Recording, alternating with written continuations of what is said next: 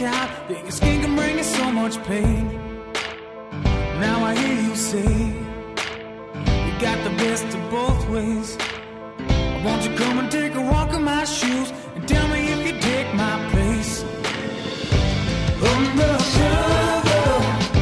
of my skin, I've heard all your names. If it's all the same, I'll keep on walking.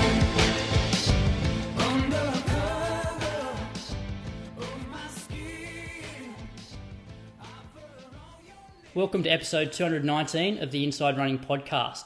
You listeners are in for a real treat as we are joined by one of the best middle distance runners in the world. Before we introduce him, welcome to my COVID positive mate down there in Anglesey, Julian the Big Moose Spence. How are you, mate?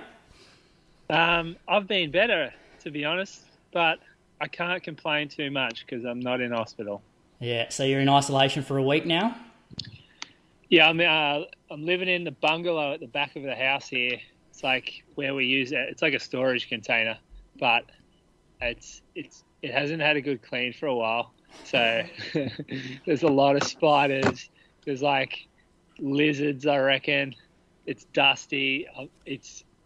So you'll catch something else while you're down there.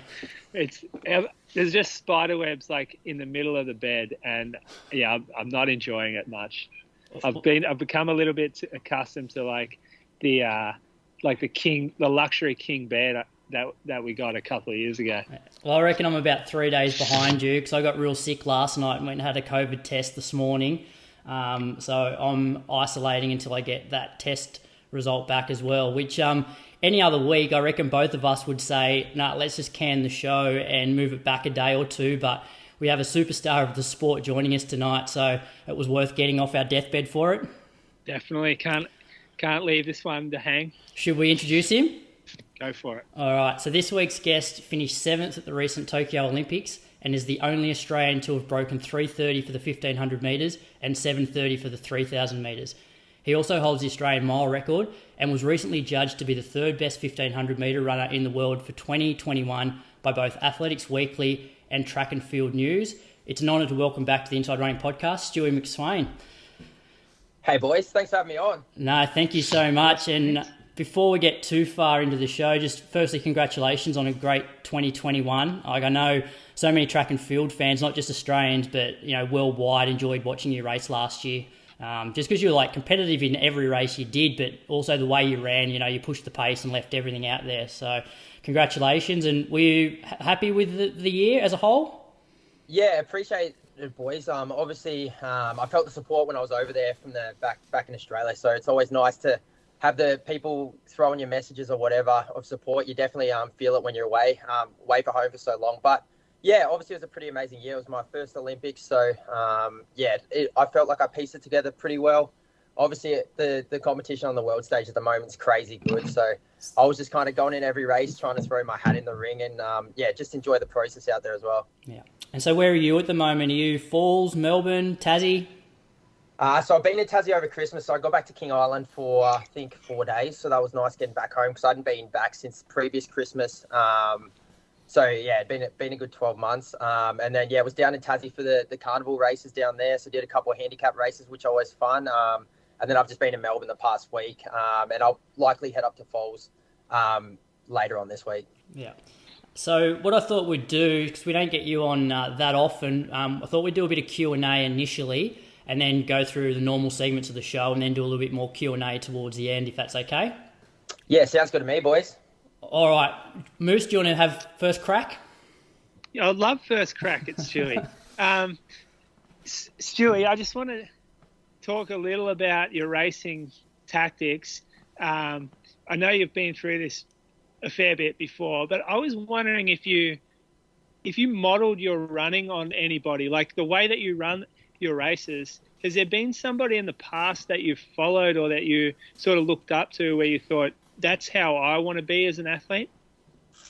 Not particularly, but I think the big approach comes from, I remember obviously getting to meet Kipchoge a couple of times, and he always talks about that he's solely going into races just focusing on himself and trying to run the best he can and not really worried about the external factors or whatever. So obviously he's in 100 times different level to me, but I think kind of that mantra is something that I probably took on a little bit more this year.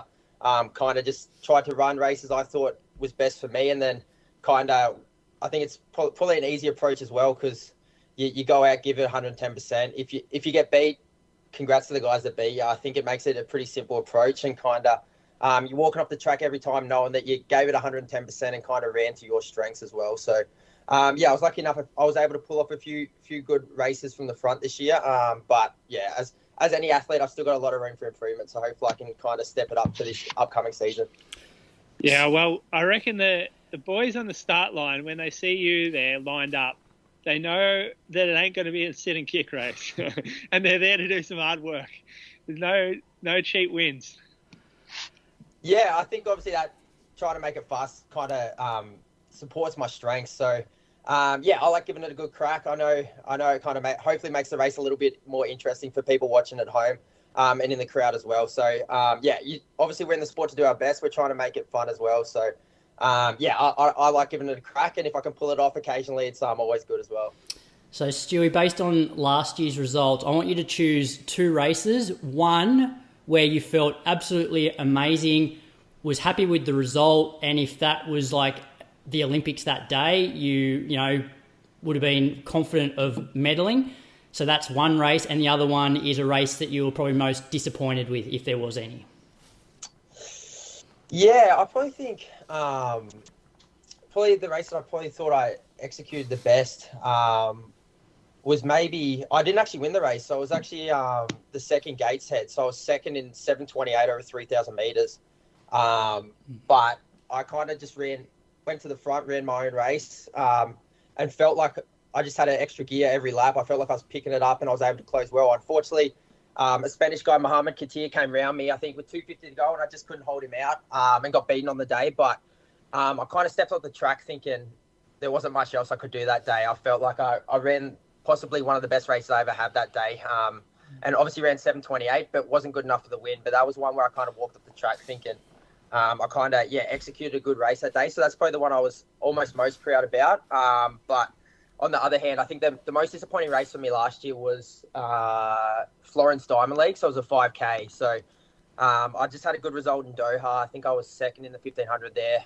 Felt like I was slowly building momentum throughout the season. And then obviously this 5K was going to be set up for sub 12:50, hopefully. It was a loaded field. I think, everyone in the field was an amazingly good athlete. So I was confident I could run, hopefully, a massive PB under 13 minutes, maybe even towards 12:50 if everything went well. I think training had indicated I was in pretty good shape. So, that day, unfortunately, I think I went through in 7:44, so well under 13-minute pace. But, with 5 laps to go, I was done and dusted and running backwards, which is never nice, that far out especially. And it was one of those days I just didn't have another gear, and I kind of, I was fighting as hard as I could, but physically I just didn't have it. So, I think I still ran maybe 13:20 that day. So it wasn't an absolute shocker, but I think that was probably the most disappointing race of the season. I think, obviously fitness-wise, it indicated I was in better shape than what I ran. And competition-wise, I think I was maybe 10th in that race as well, or maybe even 11th, 12th. So that was disappointing, not being competitive with the top guys in that race as well. So that was probably the lowest race that I had all season. Good answers. Moose, you got another one? Yeah, I do. So, Stewy, what do you think is going to be the game changer for you going forward this year? Like, how are you going to progress? You've sort of reached the pinnacle that, in from our perspective, like you've gone so far above where anyone else has really gone before in terms of how you're competing in these races and the times you're putting up. Like what's left? Where do you find room for improvement there? I think like any athlete, when you get to a certain level, it's like if you're not getting better, you quickly get thrown out the back. You get passed. So I think for me, I've got to get better at just kind of putting training together again. Trying to make sure I'm not getting injured, sick.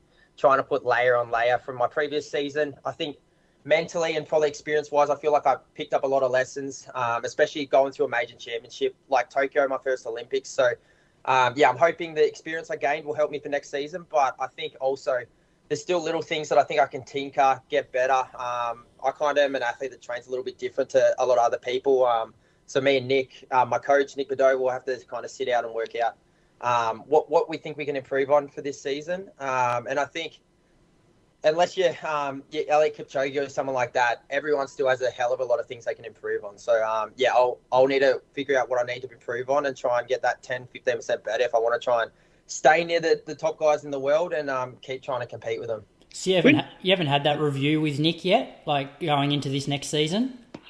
Yeah, we have. Obviously coming off Tokyo, I think any championship you're going in, hoping you win, and then if you don't win, you kind of got to work out what went wrong, how you didn't succeed, or win as you went in. You kind of going with lofty goals, but I think for me the big thing is kind of working out the programming this year. Obviously with the double championship, Commonwealth Games and World Champs, I'll have to work out what the plan's going to be for that. And I think other than that, a lot of it's going to be how I'm going to structure the season, when I'm going to fit in training camps, because I think I ran 17 times overseas this year, so it was a pretty busy season. So I'll kind of need to work out structure-wise how I'm going to plan the season. I think if I can kind of work out that better, I think there's kind of hopefully will hold me better prepared for the championships as well.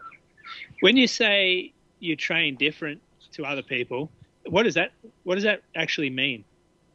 I think for me, a lot of it's kind of individualized. Like I can't do easy days as hard as a lot of the other guys. I'm probably not quite as strong. I think at this point, I've definitely got a lot better kind of listening to my body and understanding when I need to go hard, when I need to relax as well. While you find like a lot of guys can just keep punching out hard days, I've really got to take those easy days easier. I can't handle doing a lot of high intensity stuff. I don't really my body doesn't really adapt well to it either. So I've got to do more the aerobic type training rather than probably a lot of the 8:15 guys, or even 3K, 5K guys now are doing a lot more speed stuff as well. But unfortunately, my body type, I'm not able to handle that high intensity stuff as well. So I've kind of got to take it from try and improve in the event, taking it on a different way. What happens when you do too much of that? Do you get niggles, or do you get sick? Do you get tired?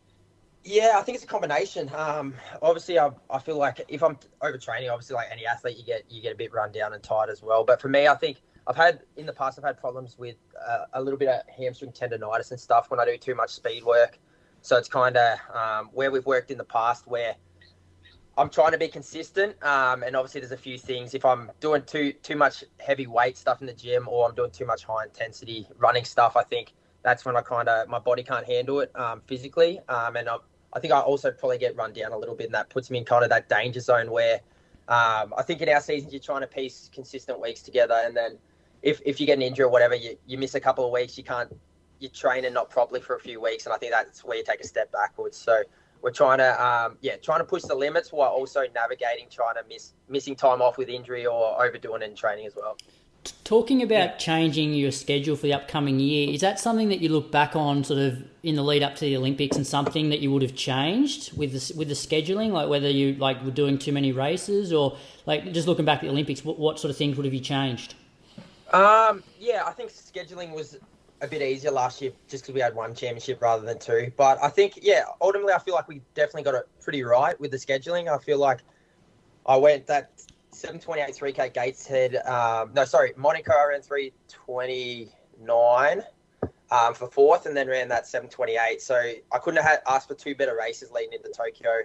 Obviously confidence was high from them as well. So I think we definitely got the preparation right. I felt like I was kind of peaking in that middle phase of the season when the Olympics were on. So I think we'll take a lot of things we did this year into the championships next year. But I think the big thing is kind of navigating the two peaking loads, because obviously we only have a couple of weeks between Worlds and Commonwealth Games. So I think that's going to be where we're planning, whether we what we do with pre-races before the championships or whatever. I think I'll probably discuss it with Nick, and obviously he's got a lot of experience as well, so he'll have a good idea what he thinks we need to improve on that way, and kind of work out what we need to do to hopefully give us a good chance of doing really well in those championships.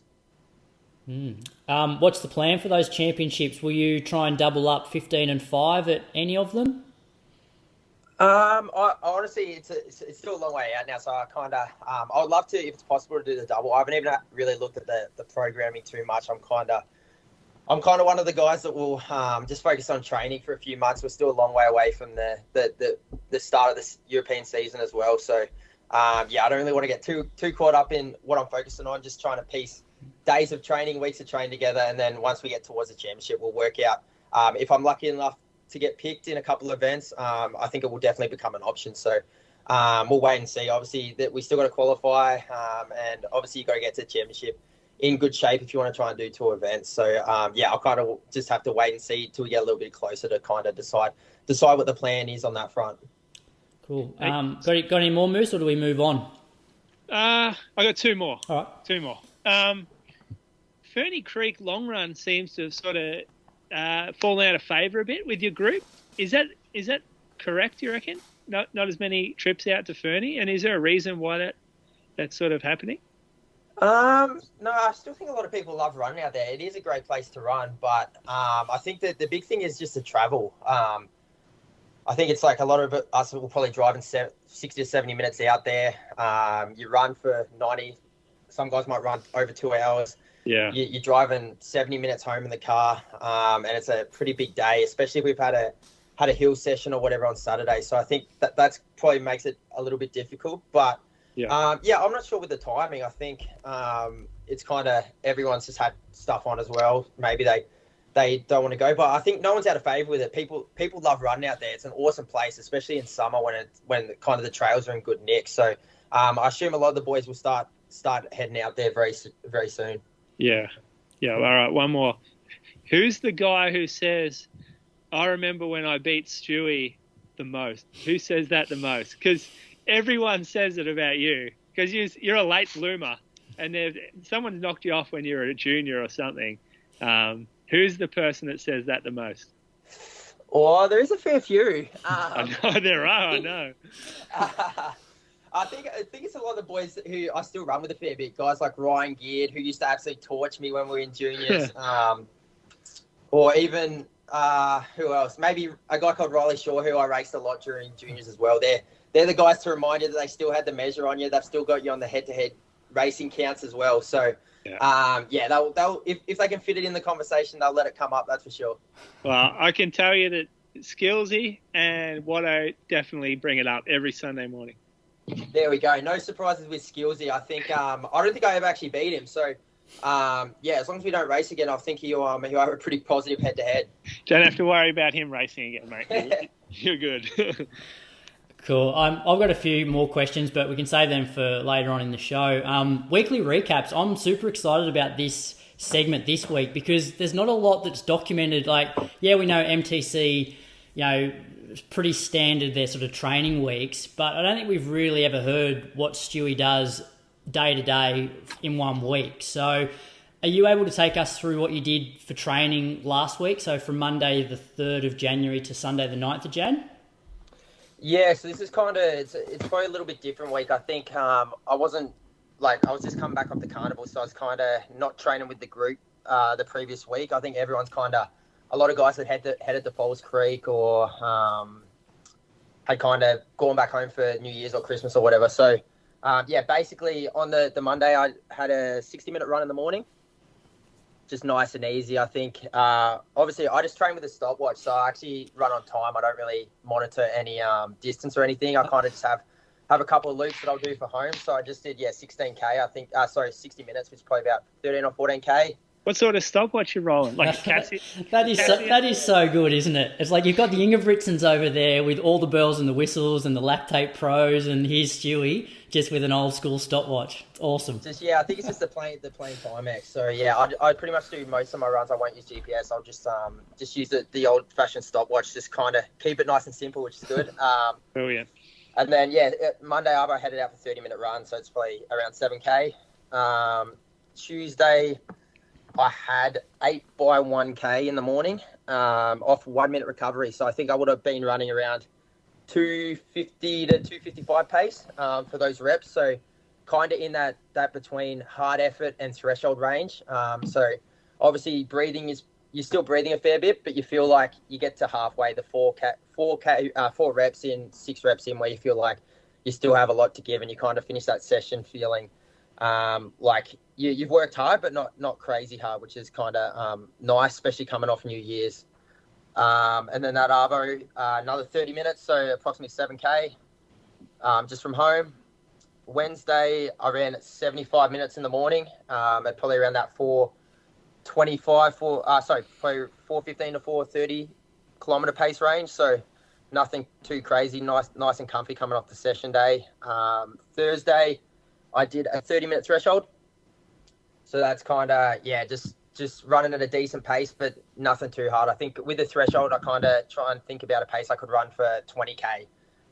So kind of just getting through that, a solid workout, nothing too crazy.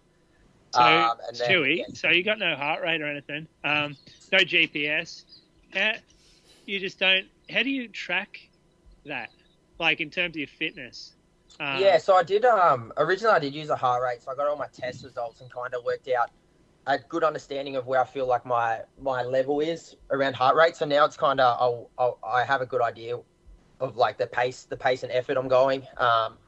Obviously with threshold, I probably don't want to know the pace I'm going too much because there's a lot of factors that come into it. I think because we do a lot of it on grass as well. So it's like, if the grass is wet, it's always going to be a bit slower. If it's windy, it's going to be a bit slower. So, I don't worry too much about comparing that. I'll kind of just, do the 30 minutes at the effort I feel is a good solid workout. I feel like I could definitely pick it up throughout if need be. But always making sure I kind of finish, and I feel like I could keep running for another 20 or 30 minutes if necessary. So I think I'm lucky enough. I've done threshold running for a fair few years, so I feel like I have a decent understanding of the intensity I'm going, and I kind of have a decent feel when I'm going a bit hard, and I kind of can pull it back a little bit as well. So a lot of that is, especially on Thursdays when we do it, is a lot on feel for me.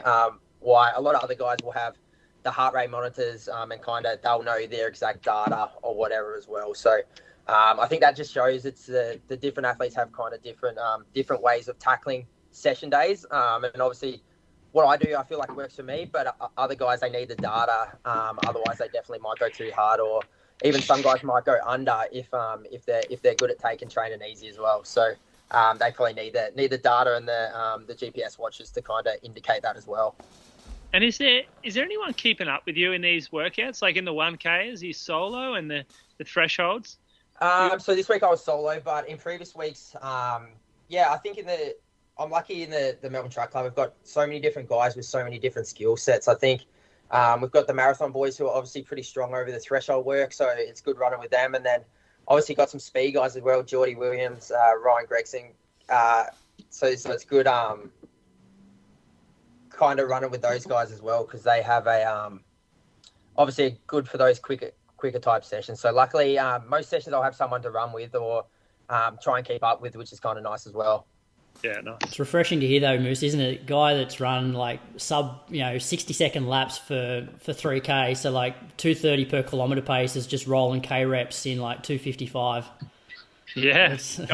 How many 15-minute guys are doing 8x K in 2:55? Yeah, exactly. Yeah. Surely this is a good lesson, and no one will take the lesson though, will they? Everyone will go out and say they run faster than Stewy in 1K reps. Yeah, I think that the big thing is as well, we're in kind of base phase as well. So it's more, we'll probably do more quicker or a bit of high intensity stuff when the season starts. But at the moment, we're kind of, just trying to piece more aerobic work together and try and minimize the risk of getting injured or get sick or something go wrong in this early stage of the season as well. So we try and, keep a lid on training if we can. We don't want to obviously overdo it this early in the season. Mm-hmm. On Thursday I got out for another 30 minutes, so probably about just under 7K or on 7K there. Friday I ran 60 minutes, so another 13 or 14K depending. I'm not sure what pace I ran there, so I felt like I went pretty easy, so probably more towards the 13K mark. And then Saturday I did a fart leg, so I did 4 by 90 second, 60 second, 30 seconds with the same recovery. So the 90 seconds I had 90 between the set, 60 seconds I had 60 seconds between the sets, and also the reps, and then 30 seconds, and then I had 2 minutes and did 20 more minutes of threshold work on top of that as well. So that was a decent little session, kind of building up a little bit of lactic during the fight leg, and then obviously having that 2 minutes to kind of regroup, and then ran decently solid, probably 3:05 approx, 3:10 pace on the threshold after, and the heart rate felt pretty good, so that was good signs that the training's kind of come along pretty well. Where did you do that session? So I did that around the lake. Oh, Albert Park. Yeah, so that was there. Yeah, just got out nice and early and kind of smashed that out. Stewy, and then, yes, how do you 30 minutes in the Arvo as well on Saturday. So that was, 7K there. for those sessions? How do you find the ones where you get down to 30 seconds and then you only have 30 seconds like float recovery before then having to go into a longer rep? Is that does that sting you? Yeah, I think it's hard. I think it's probably as much mentally hard as well because, I think anyone that knows that 30-second recovery feels like you pretty much stopped your watch and then you've looked down and it's already gone. So I think you've got to kind of finish that previous rep feeling like maybe you have another 5% there, because if you're absolutely buried by the time you finish the rep and you have that 30-second recovery or whatever, and you're going into that 30-second recovery absolutely buried, there's no way you're getting up in that 30 seconds to try and hold together or run a pretty solid next rep as well. So you kind of got to manage that that physical exertion from each rep to make sure that you're tired, but you're still able to kind of pull up well and lift for the next rep following that that short recovery. So where are you up to? Saturday Arvo? And then, so an Arvo on Saturday, so it's just an easy 30-minute jog. And then Sunday got out for an hour 45 in the morning. So a nice, easy, long run there. I think it was probably hour 45, might have run just under 24K, I think the loop is. So nothing too crazy there to kind of cap off a pretty solid week of training. Is hour 45 standard for you, or do you get up to 2 hours? No, so I'll probably cap it at an hour 45. And then during the season, it'll depend. Sometimes I run, I try and run at least 90 minutes, but I think between races, it gets a little bit harder to try and do an hour 45 when you're trying to back up if you've got a race weekends as well. And you're going into long run a little bit tired. You probably don't want to be hitting too many long hour 45 runs. So during base season, I'll try and do an hour 45 when I can fit it in as well. But I'll kind of cap it at that as the longest I'll do throughout the season. Good week. I reckon, off the top of your head, you reckon about 140K? I reckon maybe 100, 150. Yeah. With warm-ups and stuff. It's probably, I think most weeks I'll do between 150, 160K. So a decent amount, but nowhere near what some of the marathon guys and stuff have to smash out. So not too bad at all. And how do you document it? Do you just write it in a training diary? I don't actually. Luckily, Nick kind of has it all recorded or whatever, so he'll have an idea. I kind of, won't document it too much. I don't really use Strava or anything. I don't think I've used it since 2014, so try and keep it nice and simple. But I think the big thing is for me, I kind of, you get to remember the sessions you've had, and I'll kind of know what level I was at and kind of have a relative idea. I think throughout the years, you kind of get a good idea based on how you're going in sessions, what kind of shape you're in. I don't really need to see any of the times or the exact things in my training to kind of know that I feel like I'm starting to get into shape or I feel like I'm starting to go pretty well. So, I won't really record it too much. You kind of just get a general idea of how training's progressing week by week. Very good. All right, Moose, you can follow Stewy's training week. Oh, great. Yeah. Well, I just had a double on Monday, so I got out and jogged around town. Did some drills and strides for like the first time in a few months, and that just felt super awkward. Like, just have no type of pop or my ground contact time is so long right now. It's so sloppy. So I think I need to do that more often. And then jogged in the Arvo and was pretty tired, but I think it was kind of warm that day and just wasn't feeling it, but got it done. I was supposed to run the next morning, but I was super tired, so I woke up later and drove to Ballarat and just went to work, and then I actually jumped in with Toby's session. So Toby's an old foe of yours, Stewy. Toby Mende. Yeah, he was. He was unbelievable when we were juniors. He was crazy good. I don't think I might have beat him once in probably that 13 to 16 age group. So he was an absolute gun. So I think he took some time away from the sport, but I saw him running really well at Melbourne Marathon in December. So it's awesome to see him get back going because, he's a hugely talented guy. So I'm sure he's going to have some big runs coming up. Yeah, he loves it too. He loves it. Like, obviously went away, but now I'm just obsessed with it again. So he's coming off Melbourne, so we were both pretty unprepared to do some fast speed work, but we did it anyway. We did it down the Caretaker's Drive, I think they call it, in Vic Park. So it's like one that links. It's not one of the main roads. It's one of the side roads, and it's about 400 meters long. Yeah. Just wasn't. It was like watching two old men kind of play reserves football or something. Like that's what it felt like anyway. Just horrible. Toby, we did 10 of them. I think most of them were around 51 seconds for me. I don't think I broke 50 for any. Toby was doing them in maybe like 49. But yeah, we both complained a lot. Laughed at how shit we were going, and then jogged around the gardens for the cool down. Next morning, got up and was so sore from doing the speed work. It was like going to the gym for the first time in ages. It's like you have like this greater extension of range with your running, and you're stretching and loading muscles you haven't had, that you haven't loaded in months, and so I was really sore. So we got out. We just ran an hour around the lake, just up and back. Watched Carla do a time trial down there around the lake. Headed home the next day, and again had a flare up in my back. So I think it was like I had to pack a ton of boxes, and it's just bad lifting. It's not like up and down lifting. It's like side, like you're kind of twisting and lifting at the same time. I'm blaming the speed work, Moose. Yeah, look, it was Tuesday during the day, driving on top of the twisting into the speed work. That was my big fall down. But yeah, I felt pretty average. So I just jogged once in the afternoon. It actually wasn't too bad. It was better than I thought it was going to be. So then the next day, I got out. I did a long tempo mid-morning. So it wasn't that long, actually. It was like 40 minutes. I just tried to keep my heart rate around 165 to 170, which is just probably a little bit underneath marathon heart rate. And I jumped in with Matt Gunther. He had 3x7 minutes at threshold, so I did the first one with him.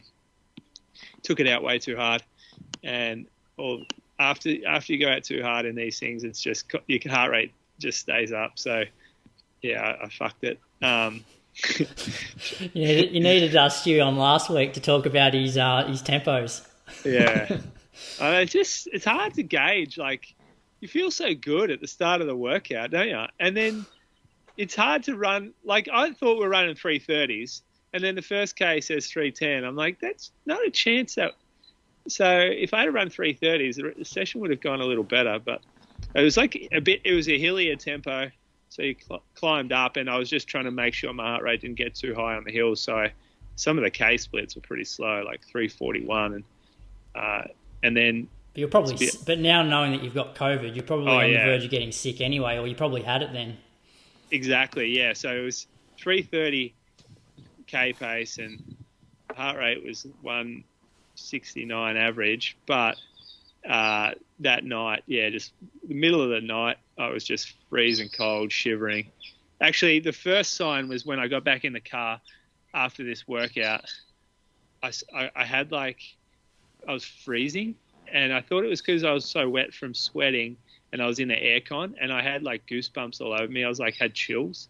I thought, oh no, because I knew Jimmy. He worked with me on Wednesday, and he tested positive the day before on Thursday. So I'm like, shit, I've worked with Jimmy. He's been positive. I might get this thing. Yeah, just that night, just woke up and freezing cold, and just I couldn't sleep all night. And then had a real cracking headache and nausea from the headache. So I took myself out of the bungalow and just shacked up out there. And I actually walked the next day because I don't want to get back after having 7 days off running and my legs, my tendons, my soft tissue, and everything's just super stiff, and I don't want to lose that conditioning. So I'm just going to walk on the treadmill for like half an hour a day just to keep a little bit of loading there. So I did that yesterday, and I did that today as well, where I actually woke up way shitter today, like sore throat, headache was worse, super congested. I thought I was coming all right, but yeah, today was a shit one. So hopefully I ride this sort of roller coaster, and then tomorrow's a good day. At least you've got, like, assuming the body improves, you've at least got some stuff that you can train on at home, which a lot of people don't have. That's right, yeah. The treadie's great because it's in the garage, so it's still outdoors. And I don't think it, like, I don't want to train through it when I'm not right. I think it's a real fucking mistake, and I'll talk about that later, but I just want to respect this sickness because a lot of people have had it and it's got worse when they've tried to push through. So, yeah. Just going to take it as a rest, a warning sign. All right, I'll whip through my week. It was another full week on the bike. So Monday, just 65 minutes.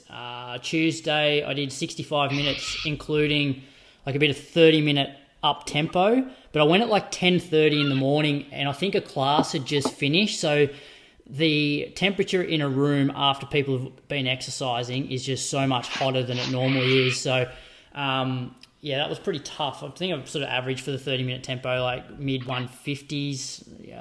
Probably got up into the low 160s. Wednesday, did 80 minutes, just low 130 heart rate. I took Thursday off, and then Friday, and this was probably a sign that I was getting sick as well. I did 70 minutes, and my heart rate was 146 average, and like for the same sort of rides that I've been doing earlier in the week, that were like low to mid 130s. But I felt okay, but I didn't think much of it. I'm like, oh, that's a bit high. Saturday, another 65 minutes, and then yesterday 95 minutes while watching a bit of the cricket. And then I got home, and a bit like you, Moose, I just started to get I started to sneeze, started to get like hot, cold chills, and then like I didn't sleep. I literally got probably 90 minutes sleep last night because I'm just in bed, just shaking.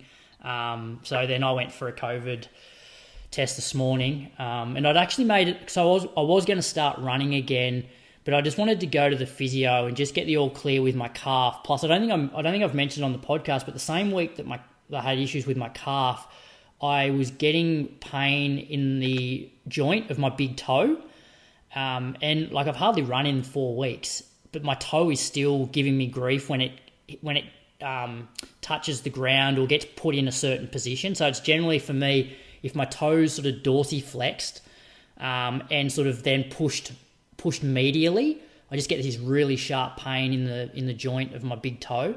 And in 2015, I had something similar, and I went for scans, and it showed like sesamoiditis, some tendonitis, something else in there. And it ended up getting a cortisone, and it fixed it straight away. So I had an appointment booked for this Wednesday, but now that I'm probably going to be COVID, I'll have to isolate for the next week, so it looks like I probably won't get to the physio for a week. So yes, that was my week, 7 hours 20 on the bike. But hopefully my calf's feeling pretty good now, but I just want to get the all clear from the physio and just get this big toe sorted out.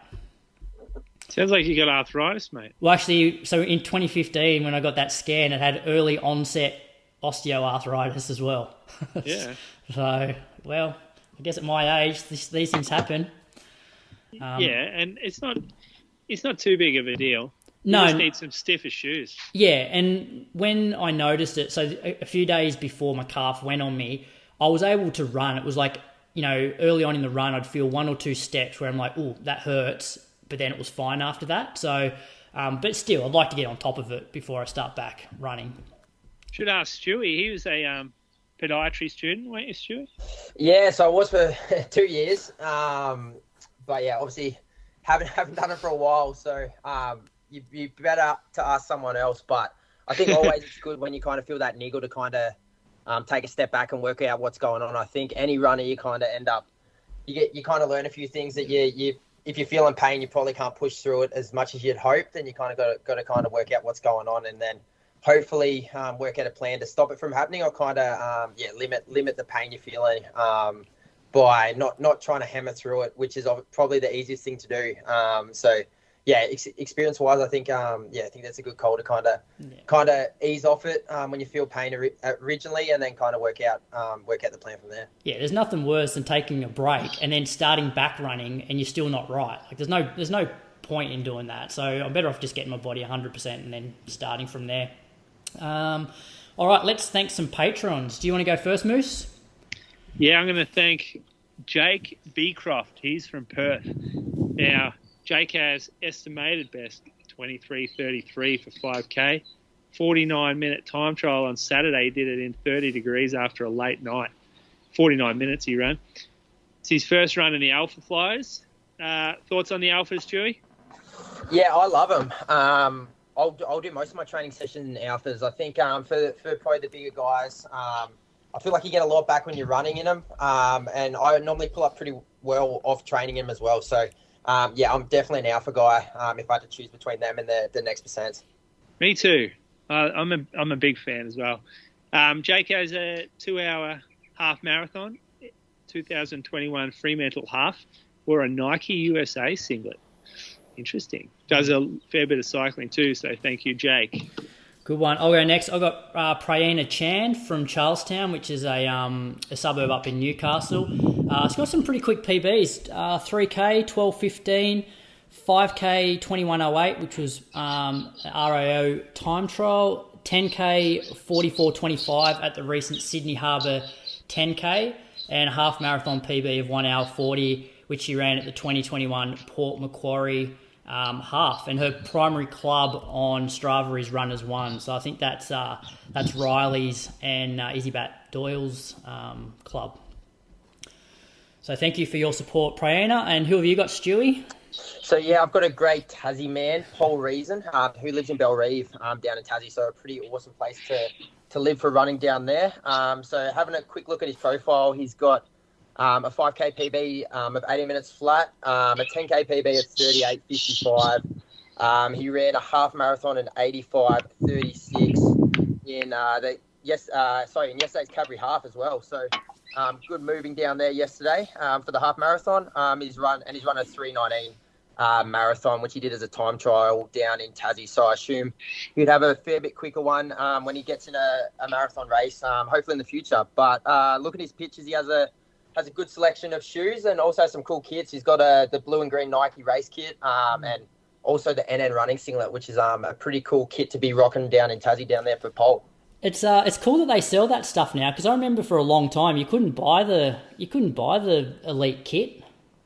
Yeah, you see a lot of guys rocking them now, and obviously it's a pretty big flex if you can be seen running around as well. So it is cool that people can buy them, because I think for a lot of years they were pretty hard to find, and you'd get a lot of messages asking you if they can have yours. But unfortunately, you only often get sent a couple of kits, so you kind of hold on to them if you can.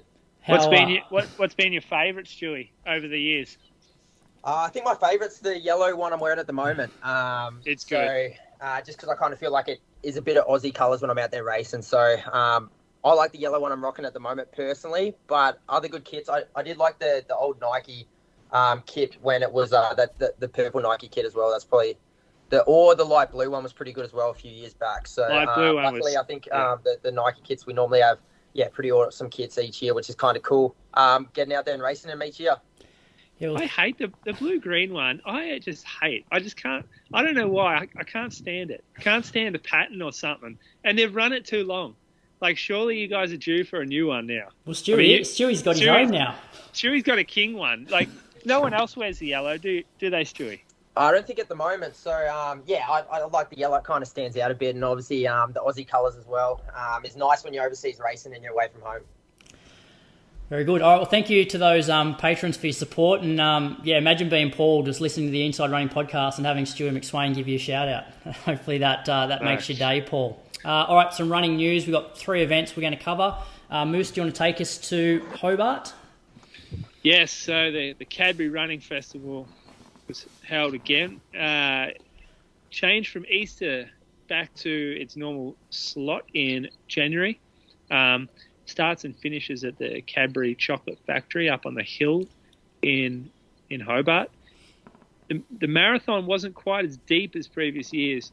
In the males, Wayne Spies won in 2:31.09, and then in the ladies, Rose Dingemanse. She ran 3 hours 17:59, and then the half marathon. Some bigger names in the half. Nick Earl won in 67.57, and then Milly Clark looks like she's tempoed that to run 79.35, pick up some cash.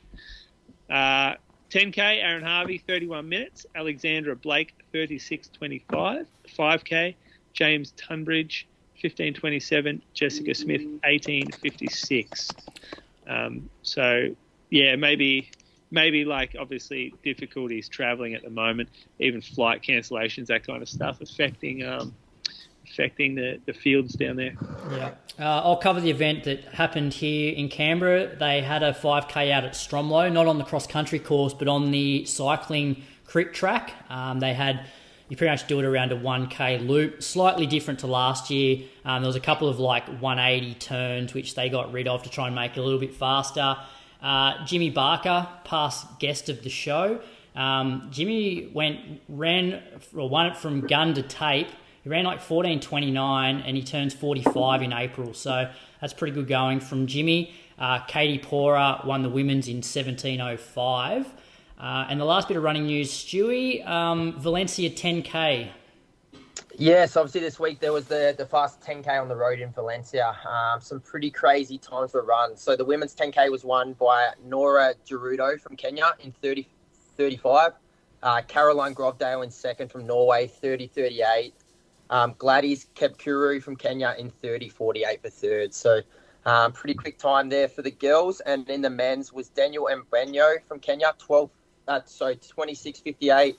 Kimdesa Gidente from Ethiopia, 27:10, and then Jacob Kiprop from Kenya, 27:23. So, obviously 26:58 is absolutely flying on the road there. So I think early season, a lot of guys go to that Valencia 10K because I think it's obviously Valencia always has pretty amazing conditions for running, and I think it's a pretty fast course as well. So some good times all around there. Do you know many of those guys, Stewy? So I've raced the third guy, so Jacob Kiprop, from Kenya, a fair bit. So he's one of the top Kenyan guys. And then I've raced Ebenyo once I think I raced him in 3K. So, he's a pretty impressive athlete as well. And obviously 26:58 in January on the road shows that he's probably a guy to keep an eye on for the 2022 season. Looked like he was sprinting, didn't he, Moose? The whole way, just flat out. Some guys make it look like Chepta guy. Doesn't look like he's sprinting, but running that pace. Same with Kipruto, but then this guy was flat out balls to the wall for 26 minutes and 58 seconds. All right, listener question. We don't really have a listener question, but we'll just go a bit more into a Q&A with Stewy. And I just want to get your thoughts, Stewy, about pro contracts and whether it would be good for the sport if they were made public like they are for the basketball, NFL and rugby league. So it's almost like in these lucrative sports, it's almost a badge of honour that, this guy's signed for 3 years on 3.2 million or whatever. But in pro running, it's always just hush-hush. And, would you, say the landscape changed and people's contracts were made public, would you have an issue with that?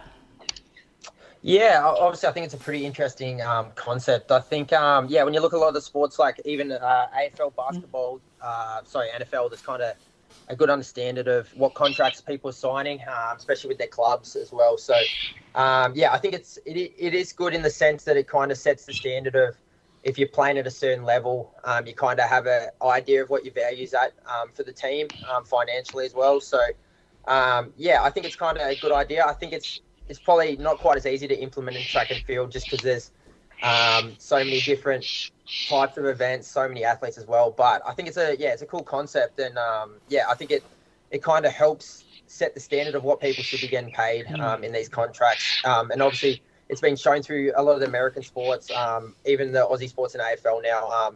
The benefit of having that and kind of having a minimum contract level as well to kind of kind of barter or argue what the minimum standard people at a certain level should be getting paid. Well, I guess it often stops companies from lowballing athletes if people know what other people are getting and say, hey, why are you only offering me this when this guy's getting that? Do you know any of the other Nike athletes that you come across on the pro tour? Do you know what their contracts are worth? Not really. I think it's obviously in track and field it's hard as well because obviously the value of people differs on countries you're from, what races you're in and stuff as well. I think so. Obviously I don't really know. I think a lot of the contracts as well they're probably not supposed to tell or they've agreed to not say what they're on. But I think at the end of the day you kind of I'm not real sure what other people getting paid or whatever, but it's an interesting concept. I'm not sure how it would go with track and field, but it'd be cool to look into. What do you think, Moose? Well, I'm not sure. I'm in Stewie's position here, thinking I don't really want everyone to know how much I'll get paid. It's a little bit personal, a little bit awkward. Yeah, but in other major sports, especially the ones where people earn good money, it's out there in the public. Yeah, but is it though? The team salaries out there, but not their relationship with brands. So Stewie, say if MTC paid Stewie a wage, then maybe that would be out there or whatever. But his relationship with Nike, I'm pretty sure. As an example, let's not say LeBron, but some of those deals that we see with as ambassadorships and brand icons, they're not necessarily out in the public, are they? I guess not. No, it's more, I guess, just what they sign on for to play for their teams. Yeah. So I don't know. I don't know whether if I was in that position that I'd be comfortable with people knowing how much I get paid. Well, I guess also, I'm also just thinking of it the point of view where everyone always hears that there's no money in track and field, and we don't know because no one ever hears what somebody like Stewie's on, and so that then means that some of these younger athletes are going, well, I've been told that there's no money in track and field, so I'm going to go to AFL. Whereas if why don't you ask him? What? Stewie. I don't want to know what he's on, but I'd imagine that somebody that's at Stewie's level is actually earning pretty good money. And would young athletes would aspire to be sort of earning that, but it's never out in the public. So anyway, it is. It's very much unknown. We're involved in the sport a fair bit, Brad, and we just don't really have any idea what's happening in terms of salaries and stuff and how much people we get. We know prize monies, and they're pretty low. They're tiny compared to other sports. And I think there's just a massive variance in the sport between someone like Kipchoge and his partnership deal and then someone who gets free kit within Australia. And there's just so much variance, it's difficult to know. Well, I remember asking, I think it might have been Jai about this, and because you obviously got the Diamond Leagues, and you'd know this, Stewie, some athletes at Diamond Leagues would actually get appearance money to turn up to those Diamond Leagues as well as the prize money. Is that correct? Yeah, I think especially a lot of the massive names, obviously Usain Bolt's in the past or whatever, would do pretty well. I think for them, the prize money at Diamond Leagues probably isn't enough to kind of attract them to go to those kind of meets. So they've got to kind of entice them other ways to get the real big names to the meet. So I'm sure they're looked after pretty well to make sure they're coming to the event. Yeah. And Stewie, speaking of money, your decision to run a half at the end of the season, was that largely financial, or talk us the reason behind the half? So I'm kind of friendly with a few of the guys that run the event. I kind of wasn't able to get a flight back to Australia immediately. I kind of had a week where I was going to stay in London, go watch an EPL game and catch up with a few of my mates as well. So it kind of fitted the schedule. I obviously had done no training, no specific training for it. I'd never been to Newcastle in the UK before, so I kind of actually wanted to go as well. So when I got asked if I wanted to do it, it was a pretty easy. I'd love to finish the season doing that. I had no other races, and I was going to have a 2-week quarantine following the week in London as well. So I kind of just did it more as a fun event than anything. Really enjoyed it. Unfortunately, I definitely hadn't done the training at that point. I was kind of my last legs of the season, but it's definitely something I want to do in the future and kind of hopefully can knock out a bit better half than what I finished the season on last year. So for a guy that's running 230 kilometre pace for a 3K, talk us through how the half felt for you at different stages. Like first 10K, do you feel like you're just jogging?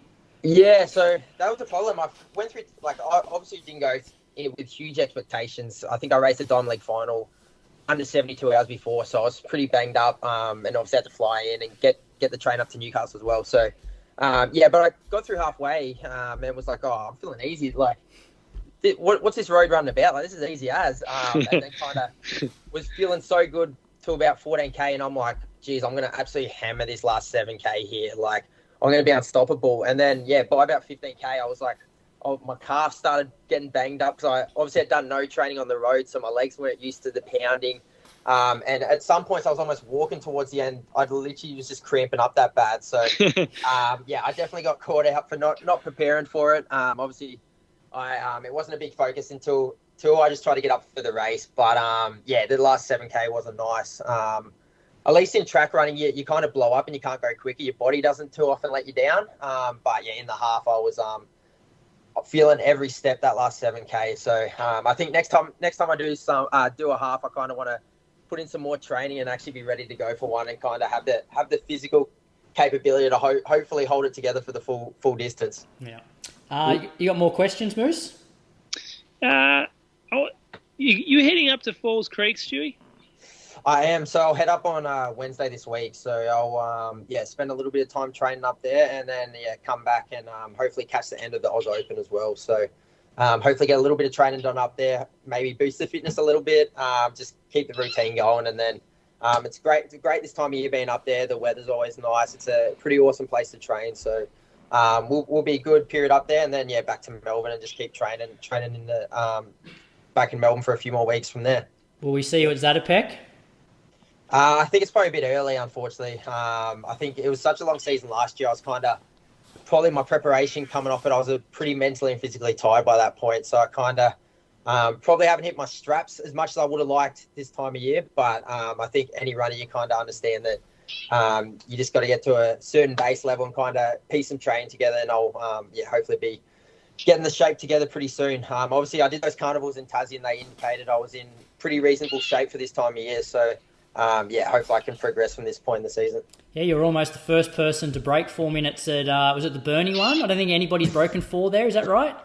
Yeah, so it was actually the fastest I've ever run at Burnie. Unfortunately, I finished 18th, so it was a pretty tough handicapping gig. I think I went around 350 on the grass with the hill as well. So if I had been able to run 350, I probably was in world record shape. But those events are awesome fun. I think they're good indicators just to show you how your training's going along the way. And I think you get they get awesome crowds down there as well. So it's, a different but awesome environment to race in. Yeah, we spoke about it last week, how you're handicapped out of both of those miles. And I watched both of them. And what I was really impressed with was it'd be very easy to get to a lap to go and look ahead and go, well, there's no way I'm going to catch these people. I'm going to jog it in. But you basically buried yourself regardless of, coming 18th. Which I suppose it sort of suits your style of running anyway. Yeah, I think obviously the crowd helps a lot as well. When you're a long way back, you kind of, I think, especially in Burnie, I only just caught my first person going into the bell lap. So you kind of hear the crowd cheering and you're there to put on a show as well. So I was giving it 100% out there, even if it meant beating the guy in 19th down the straight or whatever. I was kind of, absolutely burying myself to try and get as close to the front as I can by the end of the 4th lap. Moose, is that your bird? Are you sleeping with the bird in the bungalow? I just come out to get some fresh air. And, that time of night, we got a few different parrots around here. There's 17 blokes that can come away this year and go, I beat Stewy McSweyn. 100%. I think, it is crazy, especially how respectful people are when they beat you as well. Instead of claiming the win, they're like, oh, I had a great handicap or whatever. But I think at the end of the day, you're claiming a win. It doesn't matter if it's a race or a handicap. You kind of walk away claiming that you got a scalp that day. So, obviously I got beaten by, I think, 10 guys in Devonport and then another 17 in Burnie. So, obviously not great for the head-to-head count. And off the back of that, Stewy, hats off to you. I believe there's been a scholarship set up there for like a northwestern Tasmanian athlete, and you auctioned off some of your Olympic kit. So yeah, well done for that. Yeah, so obviously we are kind of with one of my mates down there, Grant Penny. We kind of had an auction raise some money to try and set up a little bit of a distance runner, next gen distance running program to kind of help the next gen coming through the northwest coast of Tasmania. So hopefully we can see some more great runners. We've got a great talent pool down there at the moment. So hopefully when I'm long retired, I get to see the next gen absolutely smashing it on not only the national scene, but hopefully the international scene as well. How good is he, Moose? Hey? I want to be like Stewy McSweyn when I grow up. Man of the people. Yeah. Hey, have you bought any property on King Island yet, Stewy, for yourself? I actually haven't. Unfortunately, COVID has boosted the farming prices a lot. So, when I'm back there, I'm just at home training on my old man's farm. So, unfortunately, I'll just have to claim his farm as mine at the moment. But what a place! It's awesome to get back over Christmas, and I love getting back when I can. It is beautiful down there. So a great place for training, especially training on the farm. We've got a couple of good golf courses to train on down there as well. Nice. I've got a couple more just sort of quick questions. When was the last injury you had where you had to take, I don't know, like more than a week off running? I do get a lot of niggles, but I think I'm definitely getting better at kind of reducing the amount of time I need to take off by kind of, as you did with your injury, Brad, in working out that something's not right and kind of going a bit easy until it feels a bit better. So I think, I think the last bad injury I had was 2019. I had a really bad knee/ITB. So that was playing up for a while. And then obviously in the past, I've had a fair few problems with a bit of hamstring tendinopathy. And then I've had, as most runners do, a few tendon issues with my Achilles as well. And did you train, when you came back and had to quarantine, did you take those 2 weeks completely off, or did you have a treadmill in your room? So I had a treadmill for the second week. So I had the first week off, which was kind of good because I had a lot of uni I had to catch up on. So I was kind of scrambling to do that as well. And then I also had a week off stuffing around with my mates in London. So I already had a week off then. So I was kind of didn't want to have 3 weeks off. So I kind of organised a treadmill for the second week and started doing a bit of jogging in there, which also helps get you through. You feel like you're actually doing some physical each day, which kind of helps, especially the second week's probably the hardest of the quarantine because you kind of get close and feel like you're kind of counting down the 8, 9, 10 to 14 days to go through. So, that kind of helped as well. Last one from me. Obviously you're studying PE teaching, is that right? So, at the moment, I'm in my third last subject of being a secondary school physical education health teacher and also an English teacher as well. So, hopefully if I pass my one subject this semester, I'll have 2 more subjects and I'll be a qualified teacher, which will be, kind of nice to tick that off. Have you done much prac yet? So, I did unfortunately, due to the Olympics, I kind of put placement on hold just because I felt like I wanted to really focus on this year and kind of not put too much stress on completing uni. So I kind of, didn't do as much this year. But I've done, I've done probably 12 weeks at a school. So I spent 5 weeks out at Dandenong High in Melbourne, which was, good fun. Obviously a pretty different school, but an awesome school down there as well. It was my first public school, so that was kind of nice as well. So I think I've got another 60 days of prac, so I'm hoping to tick them off next year. Yeah. And just for the listeners out there, like what are some of your passions outside of running? Like I know you're a massive St Kilda fan, but what other sort of things do you get up to when you're not running? I think for me, obviously uni takes up a bit of time as well. But for me, I think I'm just a huge nuffy, sports nuffy. I kind of love AFL. I'm 20-year Saints member. Absolutely love the Saints. If I can go to games, I'll try and go to as many as I can. And then obviously I love tennis and other sports as well. So I'll try and get to go watch tennis, cricket as well. So that's probably my other passions. If I'm not training or whatever, I kind of like stuffing around, watching, playing other sports, getting down to the basketball court, doing stuff like that, kicking around the footy as well. Awesome. All right, Moose, your segment, Moose on the Loose, purchase of the week, rules of Strava. Well, this one, I sort of have seen this recently, actually.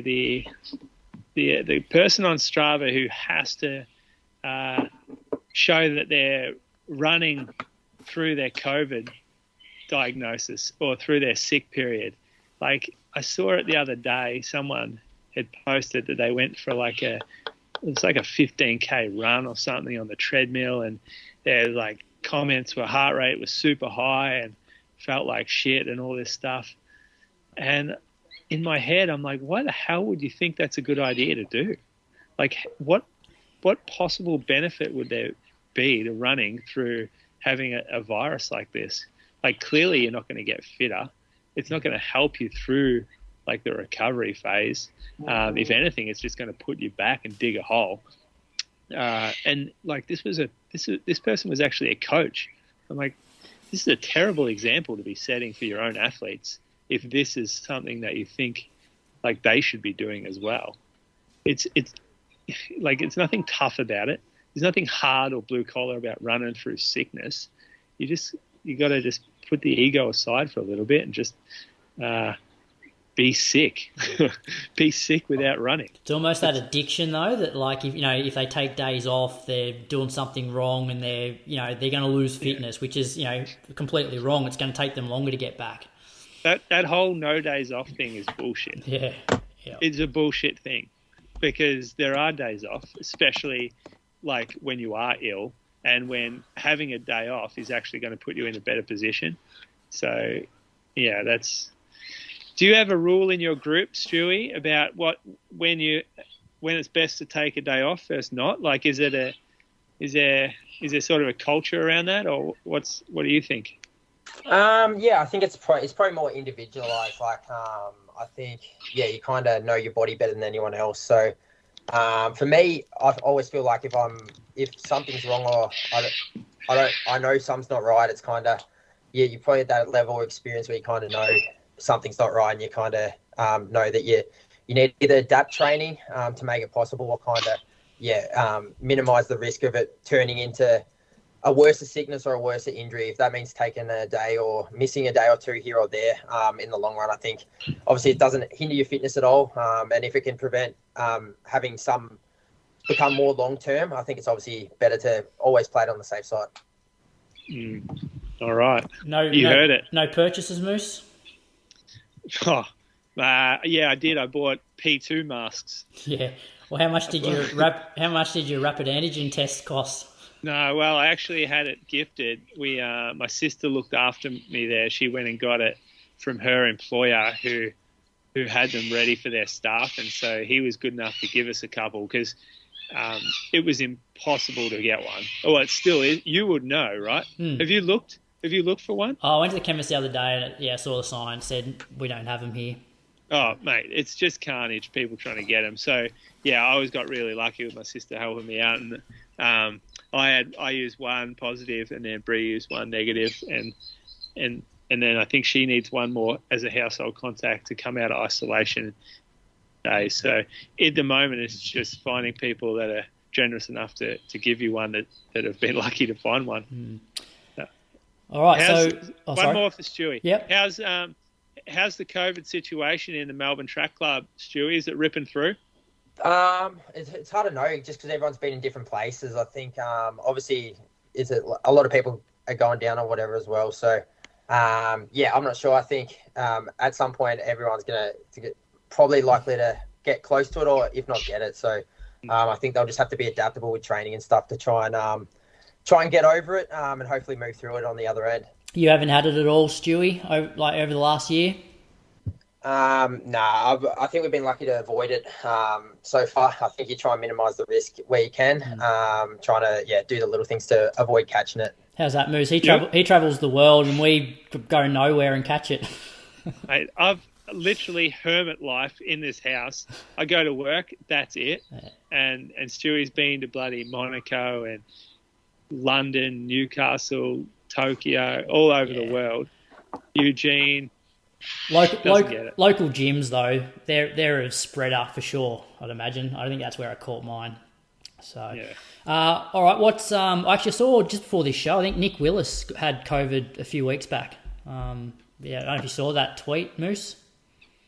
Everyone's it's so pronounced, right? Like it's everywhere. So you look at the NBA, right? These guys, the whole team goes down, but they're back playing the next week. That's what gives me like a bit of hope. Is they'll be out for like 5 to 7 games, and then they come back like almost good as new, no problem. Some of them are coming back really strong. So it's obviously you can come back. It's just probably got to be careful. And what do you got coming up, Moose? Just isolation till what? Saturday? Yeah, Saturday I come out. So 40K run Saturday afternoon. I don't know what I'll do. It'll depend how Bree tests on Friday, because if she's positive, which is a good chance she could be, I'll have to probably do a fair bit with Pia. Yeah, well, at least you get out of the... If she tests positive, you don't have to be in the bungalow anymore. I'm going to kick her into the bungalow. Give me that king bed back. And what do you got coming up, Stewy? Off to Falls Wednesday. Falls Creek Wednesday, and then just back to Melbourne. Hopefully catch a little bit of the Oz Open when I get back, which will be obviously pretty cool. And then just kind of keep kicking away with training, and then work out the racing plan from there as well. No Team Stewy documentary in the works.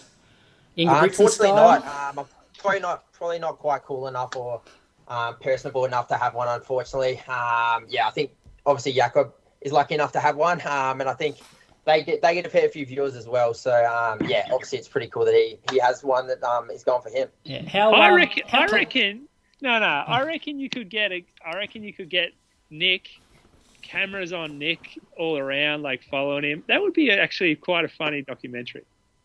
Yeah, I don't know whether he'd be the kind of guy that wants cameras on the whole time. I think he kind of probably prefers flying under the radar. He's not a guy for spotlight, but it would be cool. I think even watching the Inca Britson one, it's cool just to. I've been lucky enough to catch a few of the episodes, the English version, and it is cool just to see what's going on, their training group, and just how professional the guys are as well. Only other thing I want to mention is the Long and the Short of It series on Patreon. Episode 2 will be dropping on Wednesday night. It was a bit of a slow start last week, given a couple of them one had COVID and one had to isolate due to COVID. But Jess this week should mention which marathon she's going to be training for. So if you're interested in that, head over to Patreon. That wraps up the show. Stewy, thank you so much. You've been absolutely amazing. We appreciate you supporting the show, and all the best for 2022. World Champs, Com Games. I know Australia will be right behind you, and hopefully we can catch up with you between now and then just to get an update of where you're at. Awesome. Thanks for having me on, boys. It's been fun, and good luck for your upcoming running and races over 2022. I'm sure it's going to... hopefully we get a few more races domestically going ahead as well, and I'm sure it's going to be a big year for you boys as well. Done this, Stewy. See you, boys. Catch you later. I was told as a young man, doesn't matter if you're white or black, just show love to everyone you meet, doesn't matter if it don't come back. Under